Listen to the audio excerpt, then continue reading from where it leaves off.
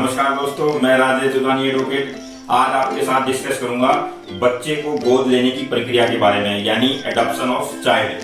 दोस्तों, भारत में 2-3 तरह के प्रावधान हैं जिसके तहत कोई भी दंपत्ति बच्चे को गोद ले सकते हैं। उसमें सबसे पुराना और सबसे पहला कानून है हिंदू एडॉप्शन मेंटेनेंस एक्ट 1956।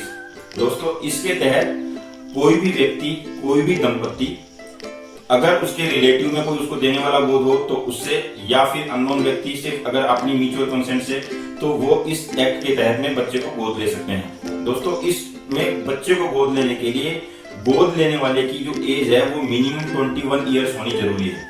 दोस्तों, दूसरी बात यह है कि अगर सपोजेटली बच्चा गोद लेने वाला व्यक्ति के पास में पहले से लड़का है तो वो फिर दूसरा बच्चा जो गोद ले रहा है वो लड़का नहीं ले सकता, उसके लिए उसे लड़की ही लेनी पड़ेगी। उसी तरह से दोस्तों, बच्चा जो गोद लिया जाता है तो बच्चे को गोद लेते समय एक एडॉप्शन डीड बनती है और उस एडॉप्शन डीड को बच्चा गोद लेने वाला और बच्चा गोद देने वाला दोनों साइन करके 2 गवाहों के सामने, और फिर उसको नियर बाई जो सब रजिस्ट्रार की ऑफिस होती है वहां जाके उसको रजिस्टर कराना पड़ता है। और रजिस्टर कराने के दौरान में जो रजिस्ट्रेशन के चार्जेस हैं वो देने पड़ते हैं। और उस एडॉप्शन डीड के क्रिएट होने यानी उसके रजिस्टर होने के बाद ही वो बच्चा कानूनी रूप से वैध एडॉप्शन यानी वैध गोद लिया हुआ माना जाता है। अगर आपने बच्चा गोद लिया है और आपने एडॉप्शन डीड नहीं बनवाई है तो दोस्तों फिर वो गोद लिया हुआ बच्चा कानूनी रूप से वैध नहीं माना जाएगा। उसी तरह से दोस्तों, एक एजेंसी है भारत सरकार के द्वारा नियोजित की गई जिसका नाम है कारा, सेंट्रल एडॉप्शन रिसोर्स अथॉरिटी, यानी इस एजेंसी के थ्रू भी आप बच्चा गोद ले सकते हैं। दोस्तों, इस एजेंसी ने अपनी वेबसाइट बना रखी है जिसमें www.kara.nic.in के नाम से एक वेबसाइट है। दोस्तों, इसमें कोई भी दंपत्ति जो बच्चा गोद लेने की इच्छुक हैं वो अपने आप को इसमें रजिस्टर करा सकते हैं।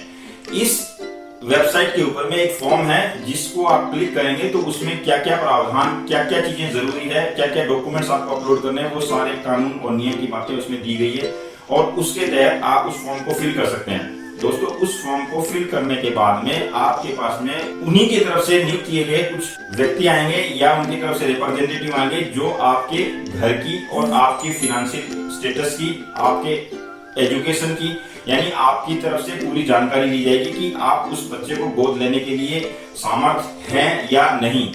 और उसमें आपकी सारी की सारी स्टडी, फिनेंशियल स्टडी, आपकी एजुकेशन से रिलेटेड, आपके एनवायरनमेंट से रिलेटेड, आपकी फैमिली से रिलेटेड और आपकी जो कैपेबिलिटी है, एबिलिटी है, उससे रिलेटेड सारी स्टडी बनती है। और उस स्टडी को बनाने के बाद में वो उस स्टडी के साथ में अपनी रिपोर्ट दाखिल करते हैं और उस रिपोर्ट को दाखिल होने के बाद में एक कमेटी का गठन होता है। उस कमेटी में आपको बुलाया जाता है और बुलाने के बाद दोस्तों आपसे रिलेटेड बातें वो पूछी जाती है, प्लस जिस बच्चे को गोद दिया जाना है उस बच्चे के बारे में आपको एक ब्रीफ हिस्ट्री बताई जाती है।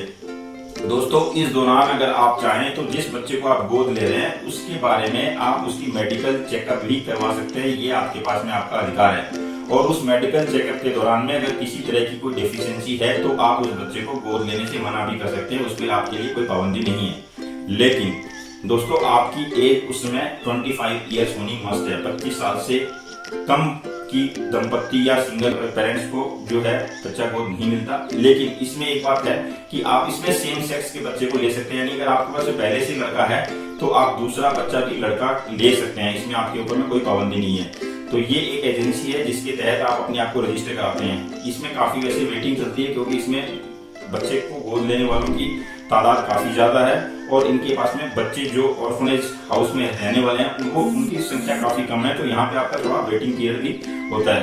तीसरा दोस्तों, जस्टिस जुवेनाइल बोर्ड एक्ट के तहत भी आप बच्चा ले सकते हैं और इसके तहत आप जब बच्चा लेते हैं तो आपको कोर्ट के थ्रू से, यानी कोर्ट में आपको एप्लीकेशन डाल के फिर आपको कोर्ट ऑर्डर पास करता है। उस ऑर्डर के बाद में फिर फाइनल वो बच्चा आपके पोजीशन में आता है और वो लीगली आपका अडॉप्ट किया हुआ बच्चा माना जाता है।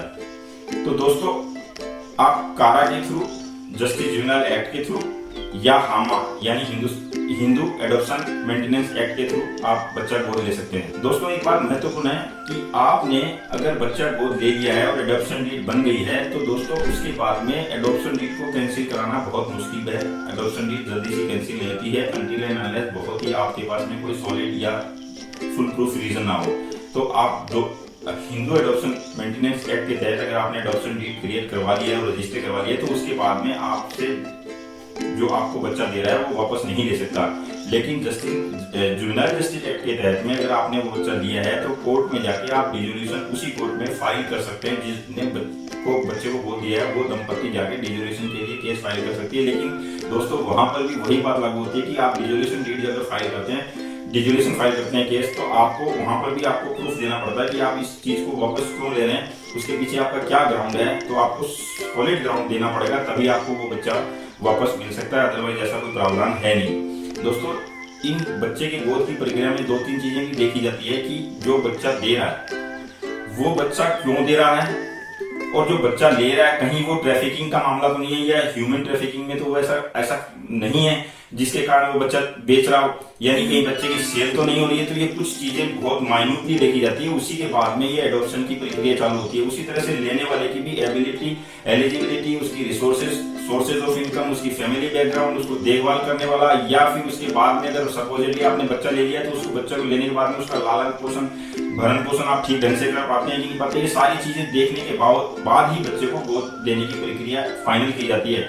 और जो कोर्ट के थ्रू जो बच्चा दिया जाता है तो उसमें दोस्तों गोद एडॉप्शन लेने के बाद भी टाइम पे बच्चे को कोर्ट में ये दिखाना होता है कि आप जो हमने बच्चा लिया है वो आप उसका सही ढंग से लालन पालन कर रहे हैं, यानी उसकी एजुकेशन या उसकी जो अपब्रिंगिंग है या उसकी जो ग्रोथ हो रही है वो सही ढंग से हो रही है। यानी बच्चा लेने तक ही नहीं है, बच्चे को लेने के बाद भी आपको कुछ समय तक कोर्ट में आके उस बच्चे के साथ में ये शो करना पड़ता है कि जो हमने बच्चा लिया है वो सही ढंग से हम कोर्ट के आदेशानुसार उसका लालन पालन कर रहे हैं। और दोस्तों एक चीज और महत्वपूर्ण है इसमें कि बच्चा देते समय और लेते समय इंटेंशन, यानी आपकी इंटेंशन क्या है। आपकी इंटेंशन कहीं ये तो नहीं है कि आप बच्चा ले लोगे और लेने के बाद में उसको आगे ह्यूमन ट्रैफिकिंग में डाल दोगे या उसको बेच दोगे, या वो इंटेंशन बेचने की और लेने और देने दोनों की देखी जाती है। कहीं देने वाला भी कहीं बेच तो नहीं रहा बच्चे को। तो ये सारी चीजें मद्देनजर रखते हुए ही एडॉप्शन की जो कार्रवाई है वो पूरी की जाती है। तो दोस्तों इस तरह से ये था डिस्कशन आज एडॉप्शन के ऊपर में, यानी बच्चे को गोद लेने की प्रक्रिया के बारे में। अगले वीडियो में फिर किसी नए टॉपिक के साथ मिलेंगे। मेरा ये वीडियो आपको कैसा लगा कमेंट बॉक्स में कमेंट जरूर लिखें, शेयर करें, लाइक करें और सब्सक्राइब करें। नमस्कार, धन्यवाद।